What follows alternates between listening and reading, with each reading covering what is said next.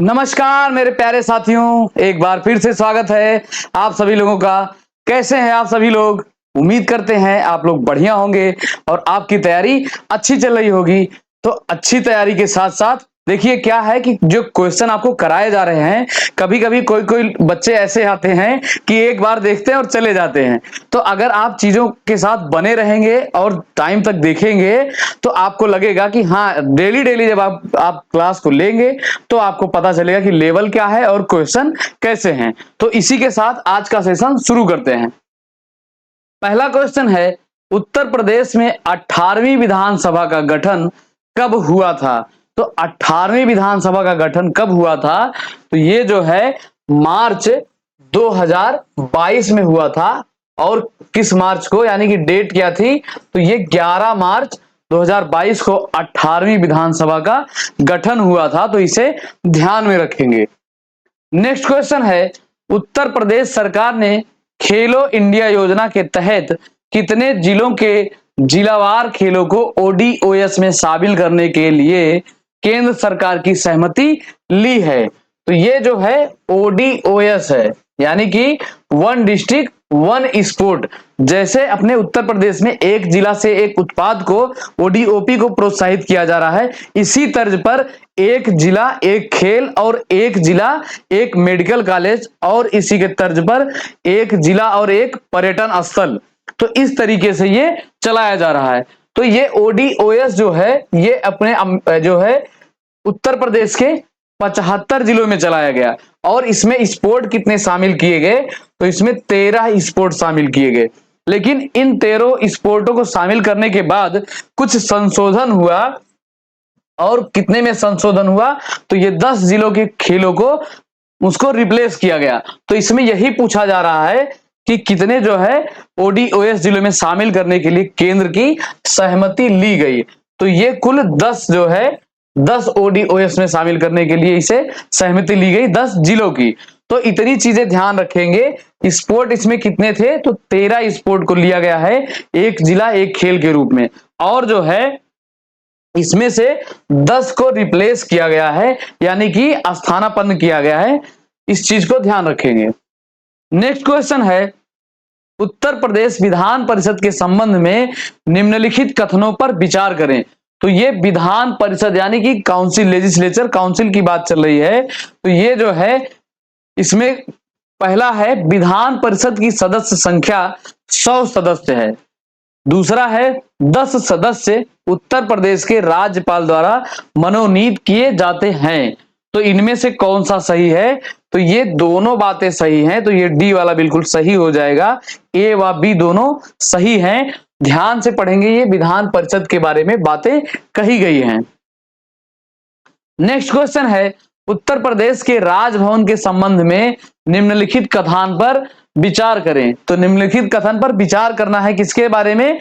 ये राजभवन के संबंध में है। पहला है, इसे शुरू में कोठी हयात बख्श कहा जाता था। और दूसरा है, यह उत्तर प्रदेश के राज्यपाल का आधिकारिक निवास है। तो इनमें से सही कौन सा है? तो ये जो है दोनों बातें सही हैं। तो ये सी वाला सही हो जाएगा। उपर्युक्त दोनों सही हैं। नेक्स्ट क्वेश्चन है, रेशम कृषि मेले का आयोजन प्रदेश के निम्नलिखित में से किस जिले में किया गया? तो मेले और जो इससे संबंधित होते हैं आयोजन जो किए जाते हैं, ये ज्यादा पूछे जाते हैं। तो ये रेशम कृषि मेले का आयोजन किस जिले में किया गया? तो ये गोरखपुर जिले में किया गया। कहां पर? गोरखपुर जिले में। अब गोरखपुर जिले से बात कर लेते हैं। तो यहां पर एक आयुष विश्वविद्यालय बनाया जा रहा है। ये आयुष विश्वविद्यालय बनाया जा रहा है कहां पर? गोरखपुर में। और जो है यहीं पर एक संयंत्र लगाया जाएगा। तो एक संयंत्र जो है ये कचरे से सीएनजी प्राप्त किया जाएगा इस संयंत्र से। तो इस संदर्भ में याद रखेंगे कि कचरे से सीएनजी, और इसमें थोड़ा सा और जोड़ लेंगे कि ये जो है गीले कचरे से है। किससे है? तो ये गीले कचरे से सीएनजी कहां प्राप्त किया जाएगा? तो ये गोरखपुर में। और जो है एक कचरे से संबंधित और है, कचरे से कोयला। तो ये जो है कचरे से कोयला कहां पर बनाया जाएगा, तो ये वाराणसी में बनाया जाएगा। तो दोनों चीजें एक साथ याद रखेंगे कि कचरे से कोयला वाराणसी और गीले कचरे से सीएनजी, ये कहां पर स्थापित किया जा रहा है इसका संयंत्र, तो ये गोरखपुर में। और इसमें थोड़ा सा और जानेंगे कि ये ऐसा संयंत्र कहां पर लगा हुआ है, तो इंदौर में। तो ये इंदौर के तर्ज पर जो है गीले कचरे से ये सीएनजी प्राप्त किया जाएगा, यानी कि बनाया जाएगा कहां पर, ये गोरखपुर की बात चल रही है।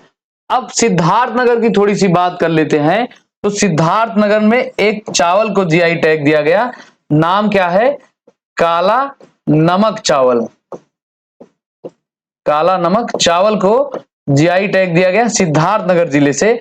और सिद्धार्थनगर जिला जो है ये अपनी सीमा किसके साथ साझा करता है, तो ये नेपाल के साथ अपनी सीमा साझा करता है, ध्यान रखेंगे। अब कुशीनगर की बात कर लेते हैं। तो कुशीनगर में भी एक महोत्सव मनाया गया, कौन सा, केला महोत्सव। केला महोत्सव, तो ये महोत्सव एक कौन सा था, रेशम कृषि मेला, और ये है एक केला महोत्सव। और ओडीओपी जो है यहाँ का, ये है केला उत्पाद। कहाँ का, ये कुशीनगर की बात चल रही है। और कुशीनगर अपनी सीमा किसके साथ साझा करता है, तो ये बिहार राज्य के साथ अपनी सीमा साझा करता है। तो इसकी सीमा से क्वेश्चन महत्वपूर्ण बनता है। इससे जब पूछा जाता है तो कुशीनगर जो है अनुमान लगाकर लोग सोचते हैं कि नेपाल से सटा हुआ होगा, लेकिन ये अपनी सीमा किसके साथ साझा करता है, बिहार राज्य के साथ सीमा साझा करता है। अब गोंडा की बात कर लेते हैं। तो यहां पर जो है एक प्लांट लगाया गया, कौन सा, एथेनॉल प्लांट। एथेनॉल प्लांट लगाया गया, ये गोंडा की बात है, तो इसे ध्यान में रखेंगे। और ये तीनों, ये कुशीनगर जो है बिहार के साथ, और सिद्धार्थनगर किसके साथ, ये अपनी सीमा नेपाल के साथ साझा करता है, ध्यान रखेंगे। नेक्स्ट क्वेश्चन है, उत्तर प्रदेश राज्य में नगर निगम का प्रमुख कौन होता है। तो नगर निगम के जो चुनाव होते हैं, पहले तो उस चुनाव के बारे में समझेंगे कि इसमें मतदान किसके द्वारा होता है, या जो है नगर निगम का जो मुख्य होता है, जो चुना जाता है, ये महापौर होता है, यानी कि इसे मेयर कहा जाता है, ये मेयर। तो नगर निगम का प्रमुख कौन होता है, मेयर होता है।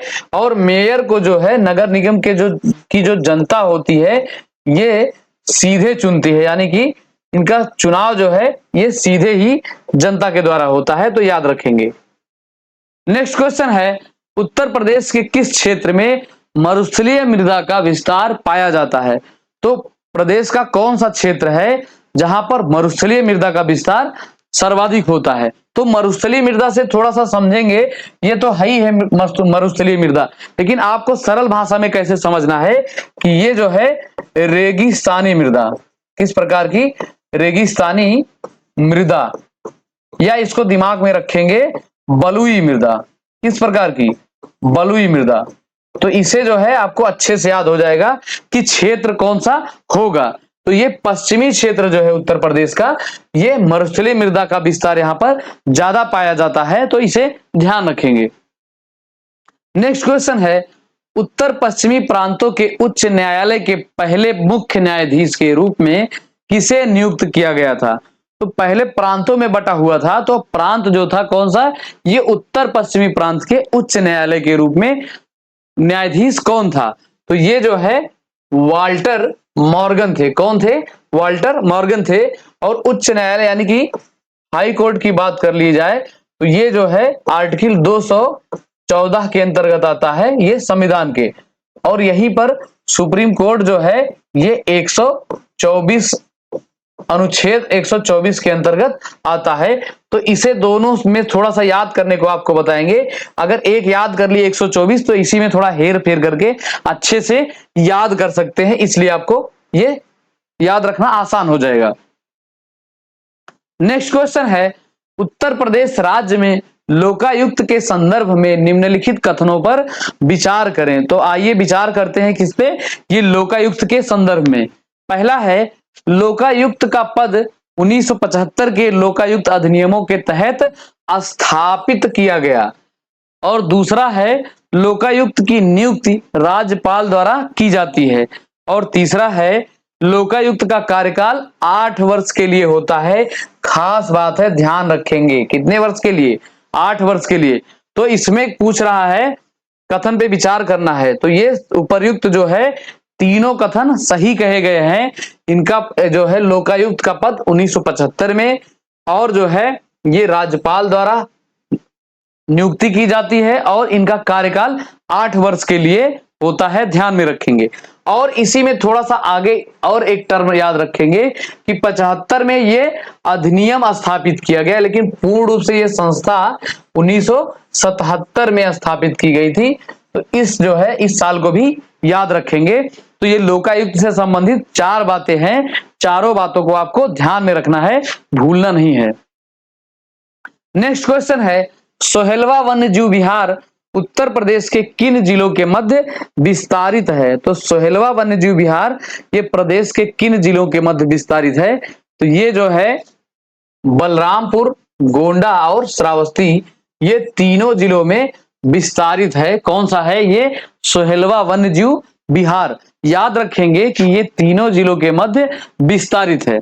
अब जो है श्रावस्ती की बात कर लेते हैं। तो श्रावस्ती से पहला क्वेश्चन क्या है कि ये साक्षरता दर जो है ये सबसे कम है, सबसे कम है अपने उत्तर प्रदेश में। और दूसरी बात यहां से याद रखेंगे कि यहां पर जो है महात्मा गौतम बुद्ध ने अपने सर्वाधिक उपदेश दिए थे, यानी कि सर्वाधिक उपदेश यहीं पर दिए थे गौतम बुद्ध ने। कहां पर? श्रावस्ती में।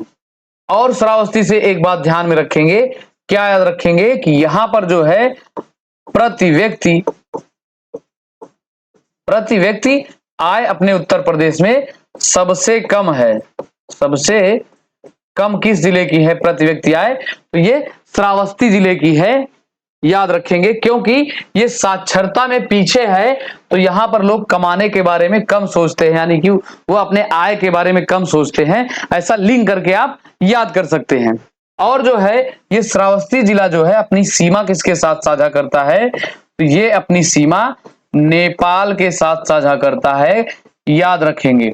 देखिए हम सीमाओं से संबंधित आपको लगभग सारे क्वेश्चन बताते हैं, तो बाउंड्री शेयर करने वाले क्वेश्चन आपको गलत नहीं करने हैं, खैर नहीं है बिल्कुल।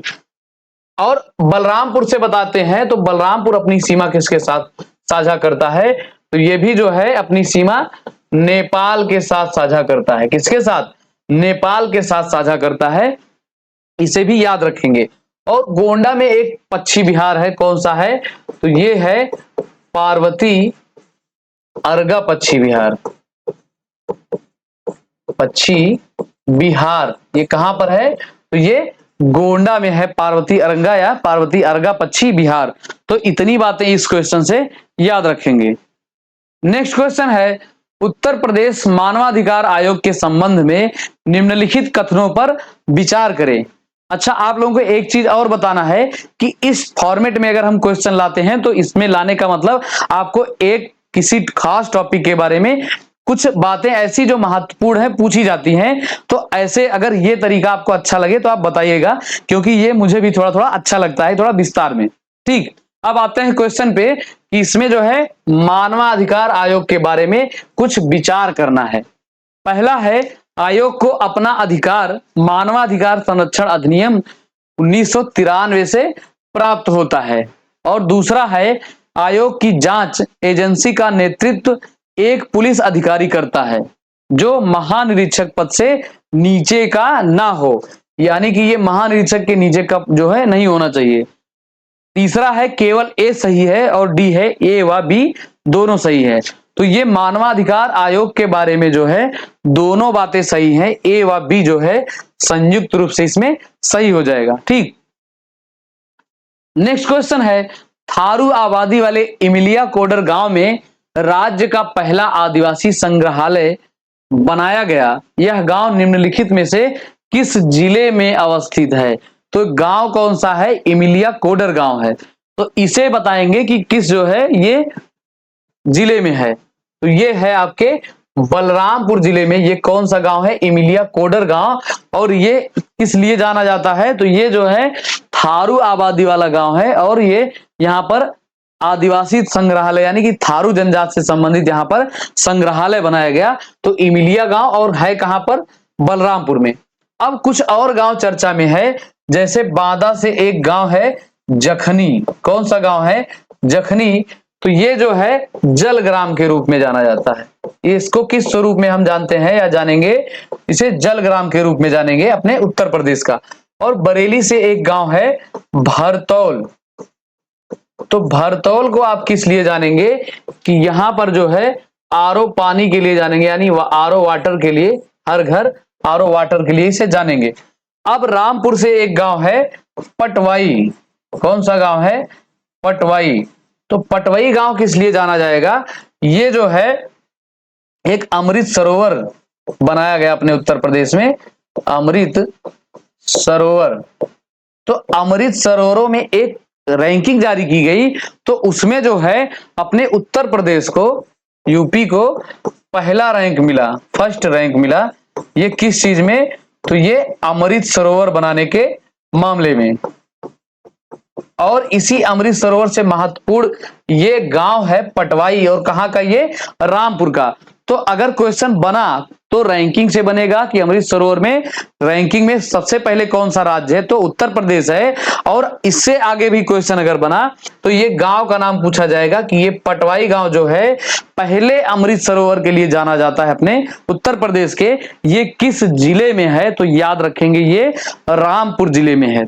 और ये जखनी गांव किसके लिए, तो ये जलग्राम के लिए। और भरतौल आरओ पानी, और ये इमिलिया कोडर जो है ये किस लिए, तो ये जनजाति संग्रहालय। और एक गांव है हिंगुलपुर, हिंगुलपुर। तो ये जो है कहां पर है, तो ये है कौशाम्बी जिले में। कहां पर है, कौशाम्बी जिले में। तो ये स्वच्छता की रैंकिंग में पहले स्थान पे आया था। कौन सा गांव है, हिंगुलपुर, और कहां पर है, कौशाम्बी। तो ये इतने गांव हैं जो अपने उत्तर प्रदेश से चर्चा में हैं, तो इन सारे को एक साथ में ध्यान रखेंगे। नेक्स्ट क्वेश्चन है, उत्तर प्रदेश में मुख्यमंत्री मत्स्य संपदा योजना किस वर्ष लागू किया गया था।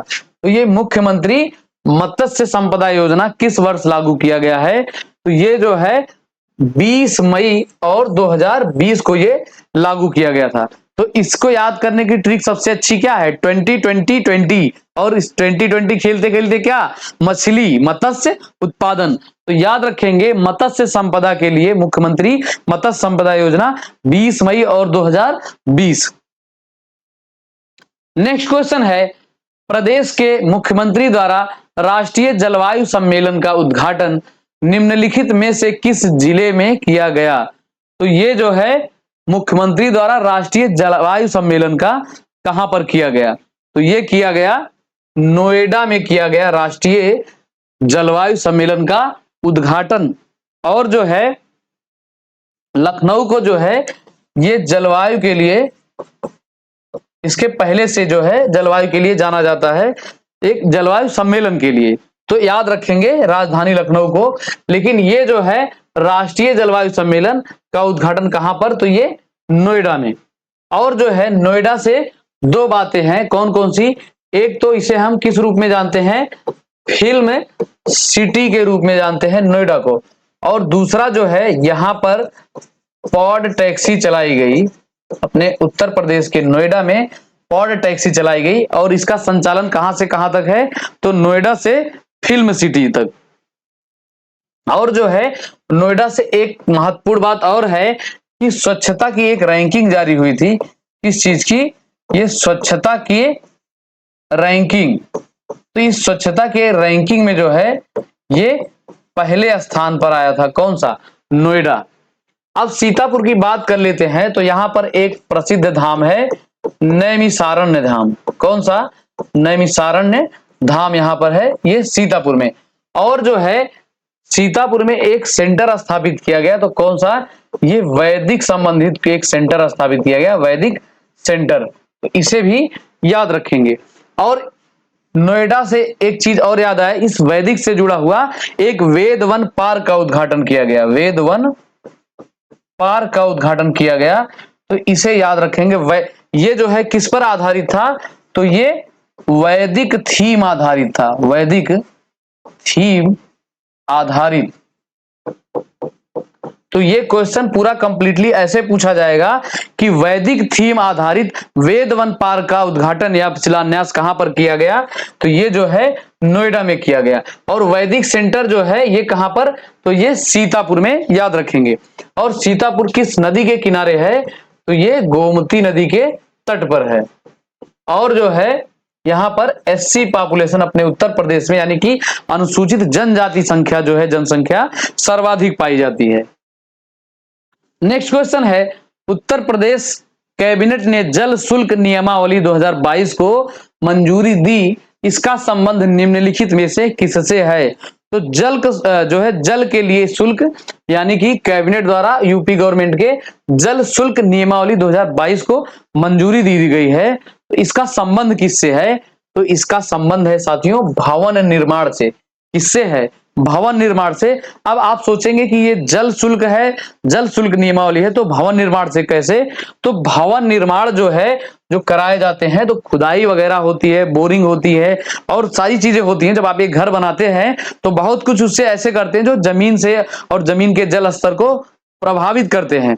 तो अब जो है ये जल शुल्क नियमावली से अब ये भवन निर्माण जब आप करेंगे तो ये 50 रुपए प्रति स्क्वायर फीट के हिसाब से आपको गवर्नमेंट को एक फी देनी होगी। इस नियम के हिसाब से जब आप कोई नए भवन का निर्माण करेंगे तो ये इसी से संबंधित है, भवन निर्माण से, कि 50 रुपए प्रति स्क्वायर फीट अब आपको देना होगा सरकार को।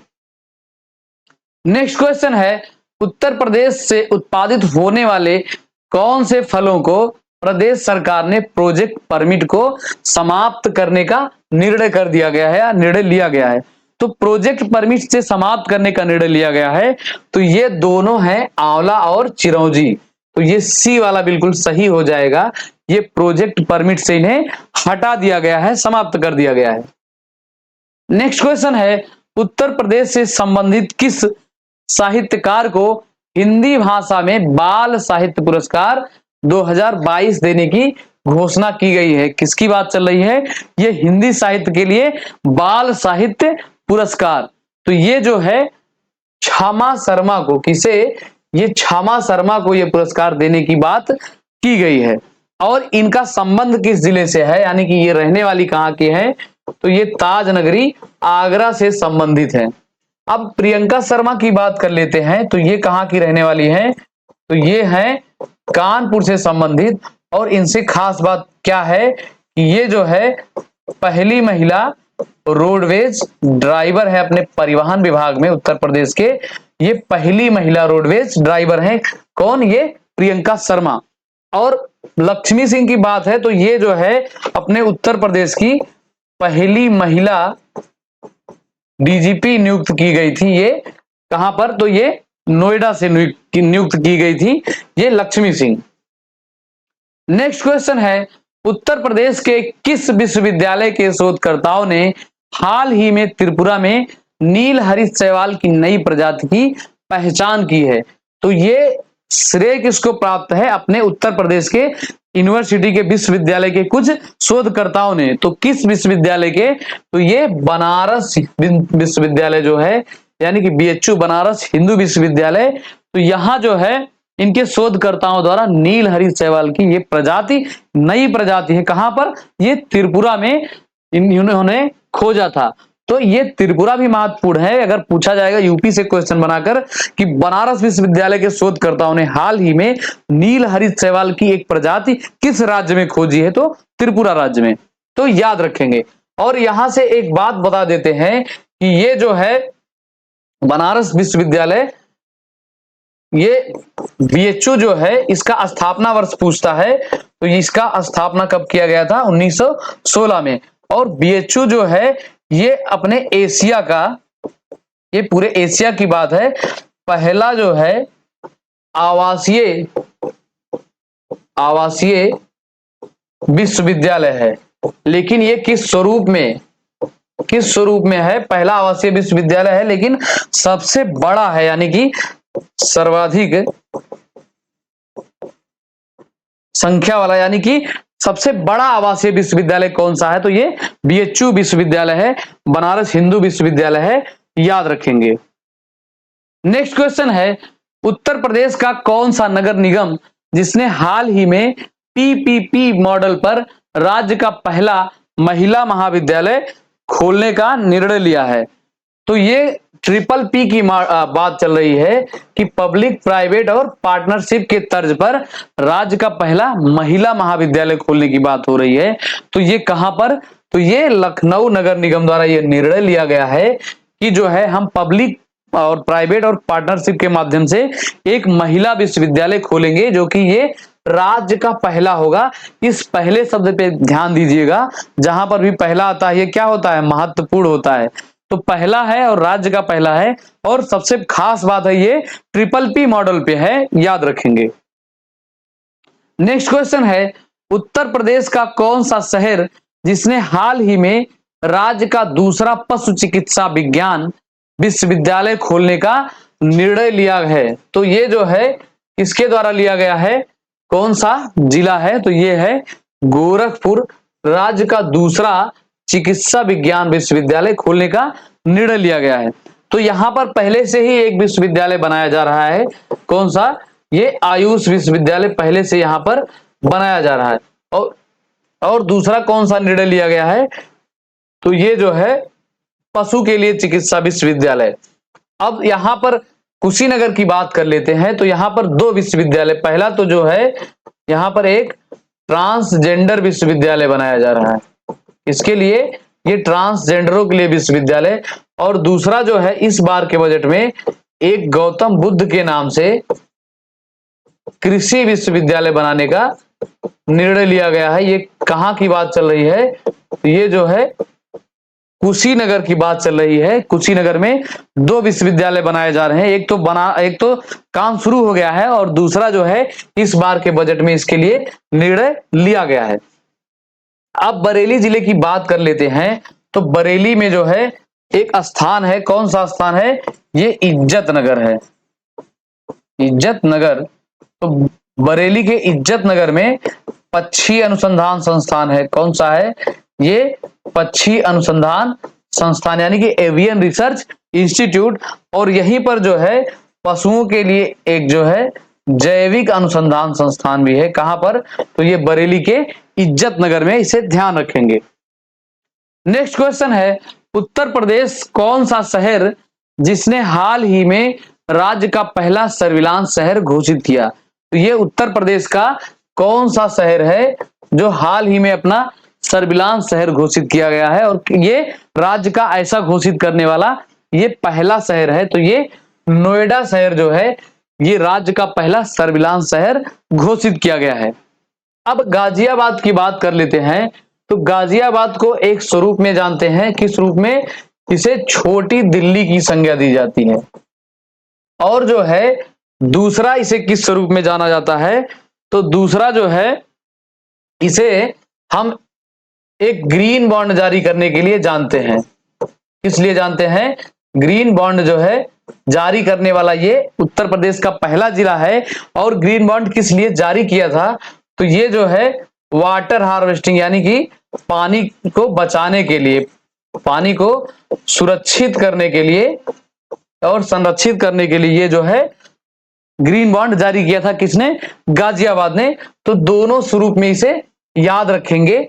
और जो है पॉपुलेशन से एक क्वेश्चन बनता है, जनसंख्या से, कि ये जो है सर्वाधिक जनघनत्व वाला जिला है। किस प्रकार का है? सर्वाधिक जनघनत्व वाला जिला है ये गाजियाबाद।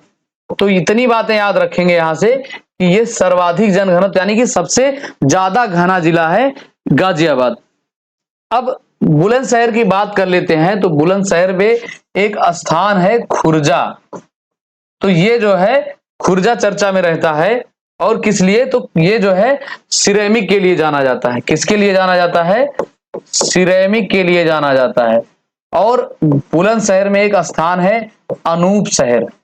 अनूप शहर, तो ये भी थोड़ा थोड़ा चर्चा में रहता है। तो इसे ध्यान में रखेंगे कि अनूप शहर कहां पर है? ये बुलंदशहर में है।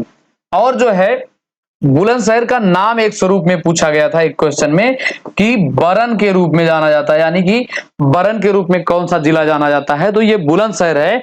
तो इसकी थोड़ी सी कहानी है कि एक राजा बरन सिंह थे, तो उन्होंने अपने नाम पर एक टावर बनाया था। तो उस टावर का धीरे धीरे विस्तार ज्यादा हो गया, तो उस विस्तार जब ज्यादा हो गया तो उसको जो है अपभ्रंशित करके, यानी कि उसका भटकाव करके ये बुलंदशहर बोला जाने लगा। तो ये बरन उससे बुलंदशहर से इसी प्रकार संबंधित है, ध्यान रखेंगे। नेक्स्ट क्वेश्चन है, उत्तर प्रदेश स्थित कौन सा विश्वविद्यालय जिसके शोधकर्ताओं ने पित्ताशय के कैंसर के लिए जिम्मेदार म्यूटेशन की पहचान की है। तो पित्ताशय यानी कि पित्त में जो कैंसर हो जाता है तो उसके लिए कौन सा म्यूटेशन यानी कि उत्परिवर्तन, जिसकी उत्परिवर्तन से ये पित्ताशय का कैंसर होता है, उसकी जो है पहचान की है। तो ये किस विश्वविद्यालय के जो है शोधकर्ताओं ने पता किया है, तो ये बनारस हिंदू विश्वविद्यालय, ऑप्शन ए इस प्रश्न का बिल्कुल सही उत्तर हो जाएगा। अब लखनऊ विश्वविद्यालय की बात कर लेते हैं, तो एक संस्था है NAAC, तो ये नैक द्वारा, इसे नैक भी बोल सकते हैं, तो नैक द्वारा जो है लखनऊ विश्वविद्यालय को A++ जो है एक रैंकिंग दी गई, इसे एक रैंकिंग दी गई।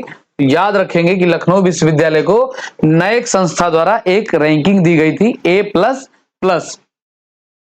अब इलाहाबाद विश्वविद्यालय की बात कर लेते हैं, तो ये जो है अपने उत्तर प्रदेश का सबसे प्राचीन यानी कि सबसे पुराना विश्वविद्यालय माना जाता है। तो इसे ध्यान में रखेंगे कि इलाहाबाद विश्वविद्यालय उत्तर प्रदेश का सबसे पुराना विश्वविद्यालय है और इसे एक संज्ञा दी जाती है, इसे क्या कहा जाता है, पूर्व का ऑक्सफोर्ड कहा जाता है।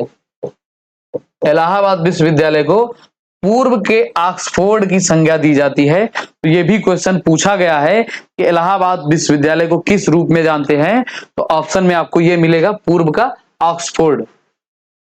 नेक्स्ट क्वेश्चन है, उत्तर प्रदेश का कौन से शहर में हाल ही में उत्तर प्रदेश के जल शक्ति मंत्रालय ने प्लास्टिक मुक्त स्वच्छता अभियान शुरू किया है। तो किस प्रकार का स्वच्छता अभियान है, ये प्लास्टिक मुक्त स्वच्छता अभियान है। तो ये कहां से शुरू किया गया है, तो ये बाबा विश्वनाथ की नगरी वाराणसी से शुरू किया गया है।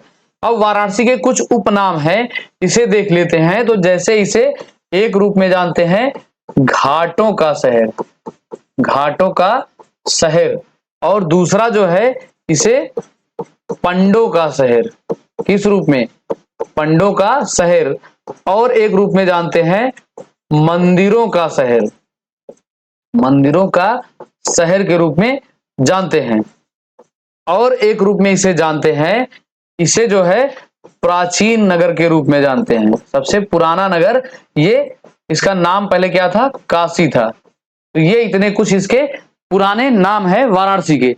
और जो है वाराणसी में कुछ कार्यक्रम आयोजित किए गए, तो इन्हें एक एक करके देख लेते हैं। तो पहला जो है यहां पर एक काशी और तमिल संगम कार्यक्रम आयोजित किया गया, और दूसरा एक प्रदर्शनी आयोजित की गई, हॉट एयर बैलून प्रदर्शनी, ये वाराणसी की बात की जा रही है। और जो है यहां पर एक वन वर्ल्ड टीबी समिट का भी आयोजन किया गया, कहां पर, ये वाराणसी में। और ये थोड़ा सा इंपॉर्टेंट है क्योंकि ये इसका उद्घाटन PM द्वारा किया गया था। और जो है इसे एक रूप में निखारा जा रहा है, बनाया जा रहा है एक मॉडल के रूप में। तो मॉडल ये कैसे, किस रूप में जाना जाएगा, तो ये नई काशी के रूप में इसे एक मॉडल के रूप में बनाया जा रहा है, निर्माणित किया जा रहा है। और यहीं पर एक कन्वेंशन सेंटर स्थापित किया जा रहा है, कौन सा, ये रुद्राक्ष कन्वेंशन सेंटर, ये कहां पर, तो ये वाराणसी में। और जो है यहां पर एक कार्यक्रम और आयोजित की गई, कौन सा, तो ये जो है यहां पर लिखते हैं, ये G20 से संबंधित था, G20 से संबंधित ये कृषि, इससे संबंधित है, तो ये G20 से संबंधित है, कृषि प्रमुखों की बैठक आयोजित की गई यहां पर, कहां पर, ये वाराणसी में। तो इतनी चीजें आपको यहां से ध्यान में रखना है। देखिए वाराणसी जो है करंट की दृष्टि से अगर देखेंगे तो यूपी का सबसे अच्छा यहीं से बनता है कि इसे अगर देख कर जाएंगे तो यहां से कोई ना कोई क्वेश्चन पक्का ही फंस जाएगा, कोई भी एग्जाम हो। और अभी हाल ही में एक किसी परीक्षा में पूछा गया था, एक भारत कला भवन, भारत कला भवन, भवन, ठीक। तो ये भी पूछा गया था, तो ये भी कहीं कहां से है, तो ये वाराणसी से है भारत कला भवन। और ये जो है लगभग कब ये स्थापित किया गया था, तो शायद 1926 में यह स्थापित किया गया था। इस चीज को ध्यान में रखेंगे। अब अयोध्या की बात कर लेते हैं। तो अयोध्या को जो है रामायण सर्किट के रूप में विकसित किया जा रहा है। किस रूप में? रामायण सर्किट के रूप में, क्योंकि जो है अयोध्या प्रभु श्री रामचंद्र जी की जन्मस्थली है, इसलिए इसे रामायण सर्किट के रूप में इसे बनाया जा रहा है, सजाया जा रहा है। और यहां पर एक पर्वत अभी चर्चा में था अयोध्या से, पर्वत का नाम क्या है? मणि पर्वत। तो इसे ध्यान में रखेंगे। और यहां से जुड़ी जितने भी प्राचीन स्थल थे, अब सारे प्राचीन स्थलों को प्रभु श्री रामचंद्र जी का एक मंदिर, भव्य मंदिर तो बन ही रहा है, तो उसी से जुड़े हुए जितनी भी चीजें हैं सभी को रिजुविनेट किया जा रहा है। तो जितनी चीजें हैं सारे चीजों को आप याद रखेंगे, पूछा जा सकता है। नेक्स्ट क्वेश्चन है, उत्तर प्रदेश किस मंडल में राज्य सरकार ने नंदी अभयारण्य बनाने का निर्णय लिया है? तो प्रदेश के किस जो है मंडल में नंदी अभयारण्य बनाया जा रहा है? तो ये मंडल कौन सा है? ये मुरादाबाद मंडल है। तो मुरादाबाद मंडल में ये नंदी अभयारण्य बनाए जाने का निर्णय लिया गया है। अब इसमें जिले कौन कौन से आते हैं? तो इसमें एक जिला आता है बिजनौर। कौन सा जिला है? बिजनौर। और जो है एक तो ये मुरादाबाद, मुरादाबाद मंडल में मुरादाबाद, और एक है अमरोहा, अमरोहा। तो इतने हैं, शायद एक और है वो मुझे अभी ध्यान नहीं आ रहा है। तो ये बिजनौर, मुरादाबाद और अमरोहा इतने जो है ये इस मंडल के अंतर्गत हैं। तो इसमें क्या बनाया जाएगा? नंदी अभयारण्य बनाया जाएगा, ध्यान रखेंगे। नेक्स्ट क्वेश्चन है, उत्तर प्रदेश सरकार ने आंगनबाड़ी केंद्रों पर बच्चों की ऑनलाइन पढ़ाई के लिए कौन सा ऐप लॉन्च किया है? तो ये आंगनबाड़ी केंद्रों द्वारा बच्चों की ऑनलाइन पढ़ाई करने के लिए कौन सा ऐप लॉन्च किया गया है? तो ये है बाल पिटारा ऐप। कौन सा ऐप है? ये बाल पिटारा ऐप है। इसके माध्यम से बच्चों को आंगनबाड़ी में ऑनलाइन पढ़ाई की जाएगी। ये उद्यम सारथी ऐप के बारे में थोड़ा सा बताते हैं। तो ये जो है ओडीओपी से संबंधित है, उत्तर प्रदेश के एक जिला एक उत्पाद से संबंधित है ये उद्यम सारथी ऐप। इसकी मदद से जो लोकल ब्रांड है, लोकली ब्रांड को प्रोत्साहित किया जा रहा है। तो इस ऐप के माध्यम से इसे और ज्यादा प्रोत्साहित किया जाएगा, और ज्यादा ग्लोबली इसे दिखाया जाएगा, लगाया जाएगा। तो इस रूप में इसे याद रखेंगे। नेक्स्ट क्वेश्चन है, हाल ही में एक जिला एक पर्यटन केंद्र योजना शुरू करने वाला राज्य निम्न में से कौन सा है? तो अब ढेर सारी चीजें वन डिस्ट्रिक्ट वन प्रोडक्ट के तौर तर्ज पर जो है एक जिला एक खेल, एक जिला एक मेडिकल कॉलेज, और जो है एक जिला एक पर्यटन केंद्र। तो कई सारी चीजें हैं जो प्रत्येक जिले में अब चिन्हित की जाएंगी। तो उसी संदर्भ में ये एक जिला एक पर्यटन केंद्र, तो ये जो है अपने उत्तर प्रदेश में शुरू किया जा रहा है। तो कौन कौन सा हमने बताया? एक जिला एक मेडिकल कॉलेज, एक जिला एक खेल, और एक जिला एक उत्पाद तो चल ही रहा है, और ये एक जिला एक पर्यटन केंद्र। ठीक, इतनी चीजें याद रखेंगे। नेक्स्ट क्वेश्चन है, उत्तर प्रदेश सरकार ने राज्य के परिषदीय स्कूलों में किस देश की तर्ज पर स्वच्छता पाठशाला लगाने का निर्णय लिया है?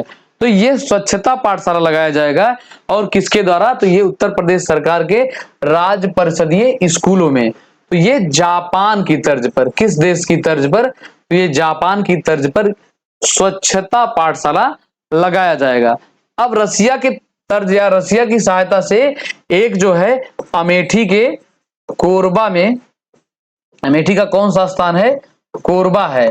तो AK-47 को रिप्लेस करके AK-203 को ये जो है यहाँ पर बनाया जा रहा है, तो ये रूस की सहायता से। नेक्स्ट क्वेश्चन है, हाल ही में उत्तर प्रदेश सरकार ने गिद्धों के संरक्षण को बढ़ावा देने के उद्देश्य से राज्य के किस जिले में गिद्ध पक्षी रेस्टोरेंट खोलने का निर्णय लिया गया है? तो ये किस जो है जिले में गिद्धों के लिए एक पक्षी रेस्टोरेंट खोलने का निर्णय लिया है? तो ये मिर्जापुर जिला है। कौन सा जिला है? मिर्जापुर। और मिर्जापुर जिले को दो संदर्भ में याद रखेंगे। पहला किस लिए? एक तो ये कजरी के लिए जाना जाता है कि कजरी जो है यहां से उद्भवित हुई है, विकसित हुई है। और दूसरा इसे किस संदर्भ में याद रखेंगे? कालीन के लिए। यहां पर कालीन जो है ज्यादा बनाई जाती है, उत्पादित की जाती है। अब जो है गिद्धों की बात चल रही है, तो गिद्ध के लिए गिद्ध पक्षी रेस्टोरेंट मिर्जापुर, और गिद्ध के लिए जो है यहां पर एक संरक्षण केंद्र कहां पर स्थापित है? तो ये जो है गिद्ध के संरक्षण केंद्र कहां पर? ये महाराजगंज जिले में स्थापित है। अब गिद्ध को संरक्षित करने की अवस्था क्यों आई? गिद्ध खत्म क्यों हो गए? तो एक जानवरों को जो है, ये जानवरों के पेट दर्द की एक दवा थी, उसका नाम जो है, दर्द की दवा जो थी, इसका नाम क्या था? डिक्लोफिनेक। तो ये जो है एक दवा थी डिक्लोफिनेक, इसका नाम पूछा जाता है, याद रखेंगे।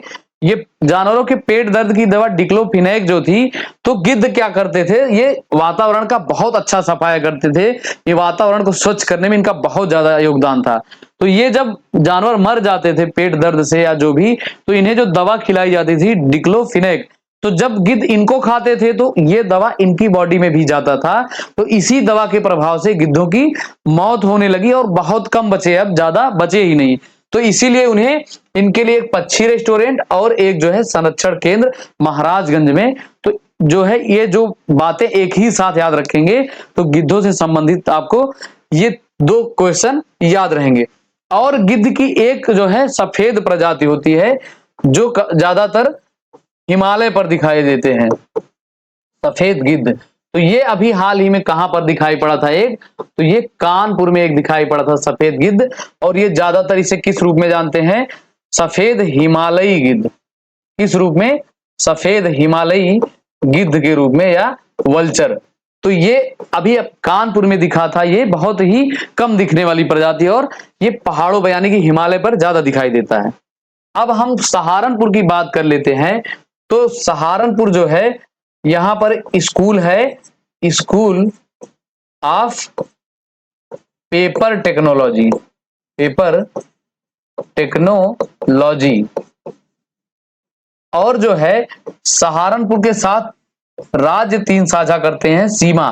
तो कौन कौन से हैं? पहला तो है उत्तराखंड, और एक है हरियाणा राज्य, और एक सबसे महत्वपूर्ण जो है ये है हिमाचल प्रदेश। तो ये याद रखेंगे, सहारनपुर जो है ये 3 राज्यों के साथ सीमा साझा करता है, उत्तराखंड, हरियाणा और हिमाचल प्रदेश।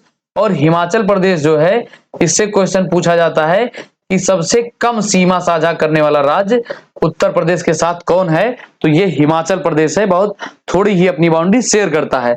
और सहारनपुर जो है ये उत्तर प्रदेश का सबसे उत्तरी जिला है, उत्तरी जनपद के रूप में जाना जाता है किसे? सहारनपुर को। तो इतनी चीजें यहां से ध्यान में रखेंगे। नेक्स्ट क्वेश्चन है, सरयू नहर राष्ट्रीय परियोजना का उद्घाटन प्रदेश में किस स्थान से किया गया? तो सरयू नहर राष्ट्रीय परियोजना का उद्घाटन ये कहां पर किया गया? प्रदेश में किस स्थान पर किया गया? तो ये जो है बलरामपुर में किया गया। कहां पर? बलरामपुर, ये सरयू नहर राष्ट्रीय परियोजना का उद्घाटन। और जो है बलरामपुर अपनी सीमा किसके साथ साझा करता है? तो ये जो है अपनी सीमा नेपाल के साथ साझा करता है, याद रखेंगे, बिल्कुल भूलेंगे नहीं। बलरामपुर किसके साथ? नेपाल के साथ सीमा साझा करता है। अब जो है औरैया की बात कर लेते हैं। तो औरैया को किस रूप में जानते हैं? इसे हम प्लास्टिक सिटी के रूप में जानते हैं। किस रूप में? प्लास्टिक सिटी के रूप में। और औरैया से 2 बातें हैं। कौन कौन सी बातें हैं? तो यहाँ का एक स्थान है दिबियापुर। कौन सा स्थान है? दिबियापुर।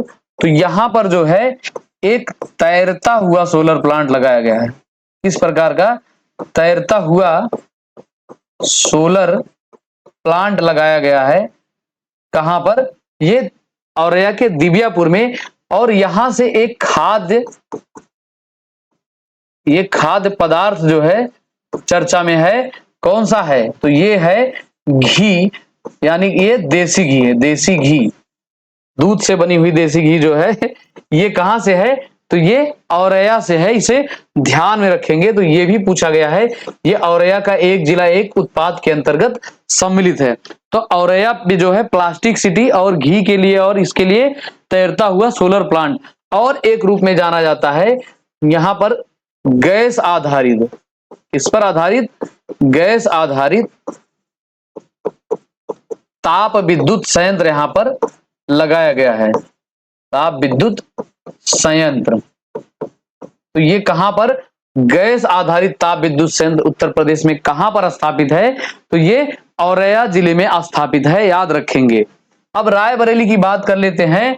तो यहां पर जो है हॉकी स्टेडियम, हॉकी स्टेडियम और किसके नाम से? तो ये जो है हॉकी खिलाड़ी रानी रामपाल के नाम से। और हॉकी से संबंधित अगर सबसे बड़ा हॉकी स्टेडियम पूछ ले तो अभी एक जो है हाल ही में स्थापित किया गया बिरसा मुंडा के नाम से, बिरसा मुंडा हॉकी स्टेडियम, उसे भी याद रखेंगे इसी के साथ। तो ये हॉकी स्टेडियम रायबरेली में। और जो है रायबरेली में जो है यहां पर रेलवे का जो है कोच फैक्ट्री भी है। इसके लिए कोच फैक्ट्री कहां पर? ये जो है रायबरेली में। और रायबरेली में एक और खास बात है, यहां पर जो है ये रायबरेली जिले में नहरों का सर्वाधिक विस्तार पाया जाता है। सर्वाधिक विस्तार। तो ये थोड़ा सा इंपॉर्टेंट क्वेश्चन है कि नहरों का सर्वाधिक विस्तार किस जिले में पाया जाता है? तो ये रायबरेली जिले में पाया जाता है। और अगर इसके आगे और पूछ ले कि सर्वाधिक सर्वाधिक किस नहर का विस्तार है? तो ये जो है अपने उत्तर प्रदेश की एक नहर है, शारदा नहर। कौन सी नहर है? शारदा नहर। तो ये जो है सर्वाधिक विस्तारित है, यानी कि सर्वाधिक विस्तार है इस नहर का। किस नहर का? ये शारदा नहर का। तो नहरों से दो क्वेश्चन, कौन सा? एक सर्वाधिक किस नहर का विस्तार है? तो शारदा। और किस जिले में है नहरों का विस्तार? तो ये रायबरेली जिले में है, याद रखेंगे। अब आज के आखिरी क्वेश्चन पे चलते हैं। प्रधानमंत्री जी ने गंगा एक्सप्रेसवे की आधारशिला उत्तर प्रदेश के किस जिले में रखा? तो गंगा एक्सप्रेसवे जो है ये कहां पे जो है किस जिले से इसकी आधारशिला रखी गई? तो इसकी आधारशिला रखा गया ये शाहजहांपुर से। गंगा एक्सप्रेसवे का कहां से? शाहजहांपुर से। और इससे महत्वपूर्ण क्वेश्चन है कि ये शुरू कहां से होगा? तो ये शुरू होगा मेरठ से और मिलेगा जाकर कहां पर? यानी कि ये शुरू होगा तो मेरठ से और खत्म कहां पर होगा? तो ये प्रयागराज में खत्म होगा। और ये लगभग 594 किलोमीटर की यात्रा करेगा। तो याद रखेंगे ये जो है शाहजहांपुर से इसका उद्घाटन, और ये जो है दो छोर को जोड़ेगा मेरठ से प्रयागराज। और इसकी दूरी कितनी है, यानी कि लंबाई कितनी है? 594 किलोमीटर। अब शाहजहांपुर की बात कर लेते हैं। तो यहां पर कुछ महान विभूतियों का जन्म हुआ, जैसे राम प्रसाद बिस्मिल का जन्म हुआ यहां पर, बिस्मिल। और जो है एक महत्वपूर्ण क्रांतिकारी हैं अशफाक उल्ला खां, अशफाक उल्ला खां। और एक तीसरे हैं रोशन सिंह। कौन है? रोशन सिंह। तो ये तीन लोग जो है ये महत्वपूर्ण हैं, क्रांतिकारी हैं। इन तीनों लोगों का जन्म कहां पर हुआ था? तो ये शाहजहांपुर में हुआ था। राम प्रसाद बिस्मिल, अशफाक उल्ला खां और रोशन सिंह। और भी कुछ लोगों का हुआ है, लेकिन अभी ये तीन ही आप याद करिए, ठीक। अब कन्नौज की बात कर लेते हैं। तो कन्नौज को एक नाम दिया जाता है पूर्व का ग्रास, पूर्व का ग्रास। और इसे कुछ और नामों से जाना जाता है, जैसे इसे इत्र नगरी के रूप में जाना जाता है। और इसका प्राचीन नाम है कान्य कुंज, कान्य कुंज। और एक नाम इसका है नगर महोदय श्री, महोदय श्री। तो इतने नामों से इसे जाना जाता है, पूर्व का ग्रास, कान्य कुंज, इत्र नगरी और नगर महोदय श्री। तो ये कन्नौज को इतने नाम से जाना जाता है। और रामपुर से एक चीज याद रखेंगे, किस लिए? तो ये चाकुओं के लिए जाना जाता है। किसके लिए? चाकुओं का शहर रामपुरी, चाकू। तो इतनी बातें इस जो है क्वेश्चन से याद रखेंगे। तो आज का सेशन अब आपका यहीं पर समाप्त होता है। उम्मीद करते हैं क्वेश्चन और पढ़ाने का तरीका आपको अच्छा लगता है, और लगता है कुछ हमारे साथी हैं जो अपना फीडबैक देते हैं और मुझे अच्छा लगता है और मोटिवेशन मिलता है। हम आपके लिए और अच्छे अच्छे क्वेश्चन लाते हैं और अच्छे एक्सप्लेनेशन के साथ। तो अब साथियों, अगर आप पहली बार देख रहे हैं तो आप हमें सब्सक्राइब जरूर करें, और अगर प्रत्येक दिन देख रहे हैं तो इसे ढेर सारा शेयर करें। ठीक, तो अब हमारी मुलाकात आपसे कल के सेशन में होगी। तब तक के लिए आप पढ़ते रहिएगा, स्वस्थ रहिएगा, मस्त रहिएगा और हंसते रहिएगा, क्योंकि हंसने से जो है पॉजिटिव वाइब्स आते हैं और इसके साथ पढ़ाई अच्छी होती है। तो ठीक है साथियों, जय हिंद, जय भारत, वंदे मातरम।